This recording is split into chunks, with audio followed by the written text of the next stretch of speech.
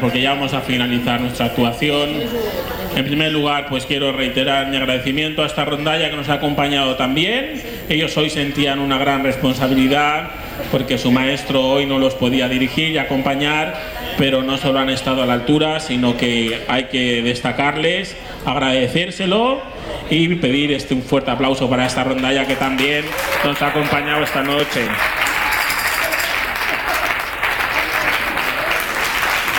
Y que hoy ha tomado el mando Antonio Iserte. A ellos muchas gracias por su trabajo esta noche. También decirles el momento comercial, momento publicidad, que no lo he hecho por el momento, pero tengo que hacerlo.